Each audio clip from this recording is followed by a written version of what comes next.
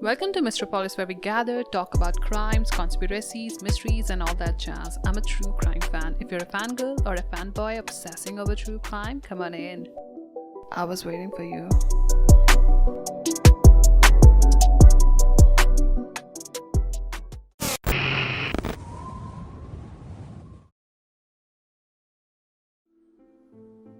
Hello, hi, welcome to The Gathering. Before I get into the killer ghost ladies around the world, please take a moment to subscribe and like. Also share with someone who is deep into mysteries just like you and I. Today I have a list of ladies that made me jump out of my skin. And as I'm recording this, it's raining cats and dog outside. It's adding to the mix of all the horrifying things I'm already imagining in my head. Let's just go through this. So first on the list is Pontianak. Pontianak is a malicious, flesh-eating female vampire in Indonesia and Malaysian folklore. The figure resembles that of a spirit of a woman and usually takes form of a human being, especially of a young, beautiful woman. It is said that these spirits are of a woman who have died at childbirth and wandering the earth. She is said to be pale-skinned and has long black hairs. Her presence is announced by a high-pitched baby cries or feminine laughter. If these sounds are low, it means she is nearby, and if it's loud, it means she is far away. It's her way of deceiving people. Her presence can also be felt by the strong fragrance of flowers, followed by a stench of decaying corpse. Number 2. Ma Fei Hua, also known as the Yellow Ribbon Lady. She is believed to be the guardian spirit of the graveyards and cemeteries in Myanmar. At midnight, she walks the town with a casket looking for houses. She will stop and put down the casket at the doorstep for the child in the house. After that, the child in the house will soon sicken and die. Parents usually put up a sign in front of the door that says, "Baby's flesh is bitter and dog's flesh is sweet." Number 3, we have Aisha Kandisha from Morocco. Aisha Kandisha is a female mythological figure, typically of a beautiful woman with hoofed feet similar to that of a goat and camels. She lives near water bodies and preys on young men passing by. Enchanted by her beauty, they fall for her and often kill themselves in madness. It is said that during the Portuguese and Moroccan War, Aisha Kandisha seduced and lured Portuguese soldiers away from the battlefield or left them paralyzed to be killed by the Moroccan army. For number 4 on the list, we have to go to Egypt. Al-Nadaha, also known as the caller, is a spirit of a woman that walks by the lush green fields. She calls the passers by their names in the sweetest voice. People are drawn and captivated by her beautiful voice, and they follow her to the unknown places, where she reveals herself and kills them. People disappear with no traces and are never found again.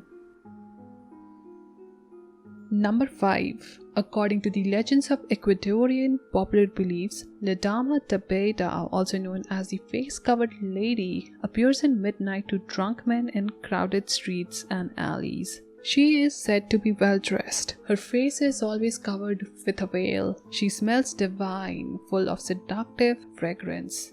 She signals men to follow her and she walks fast. Men have trouble keeping with her. She lures them to remote places. Once they get hold of her, they uncover her veil, only to find rotting flesh and nauseating smell. She leaves with their soul. There are stories of her victim found dead with strange foam in their mouth. Few survivors claim that she is still seen in the streets at midnight. Number 6. The Legend of Bloody Mary, USA. It is said that Bloody Mary appears in the mirror if her name is chanted for a number of times. Historically, the ritual required a young woman to walk up a flight of stairs backwards, holding a candle and a hand mirror in a darkened house. After chanting Bloody Mary's name and requesting her presence, the young woman would see the reflection of a future husband But if woman sees a skull or a grim reaper, it is said that the woman would die before getting married. The modern day Bloody Mary ritual is done by repeatedly chanting her name into a mirror placed in a dimly lit or candlelit room. The Bloody Mary allegedly appears as a corpse, witch, or a ghost, or can be friendly or even evil, and sometimes seen in covered with blood. Some variation of the ritual calls Bloody Mary by different names: Hail Mary, Hell, or Mary Worth. Number 7. Shakchuni. Found in Bangladesh and East India. Shakchuni are ghosts of married women who are often spotted clad in red and white saris, the traditional wraparound dress, and beautiful shell and coral bangles. They reside in trees by the ponds in the villages, and if they spot rich married women nearby, they possess these women, so that they get to relive their married days once more with the possessed woman's husband. Number 8. Sri Lankan Mysterious Woman. Mohini is a young, beautiful, mysterious woman dressed in white. She always carries a baby and is found wandering in isolated areas in Sri Lanka. She approaches young men walking alone at night. While cradling the baby in her arms, she would try to tie her loose garment and then would beg the travelers to hold the infant while she tightens the garment. The moment man agrees and holds the baby, she and the baby disappears in the thin air. The frightened victim soon develops a high fever and goes mad before dying an untimely death. And number 9. Tale of La Llorona, famous in Mexico, Central and South America. La Llorona, the wailing woman or the crier, is a tale of a woman named Maria who married a rich man, and together they had 2 children. The husband adored their children but was aloof from his wife. He soon left her for another woman. This enraged Maria.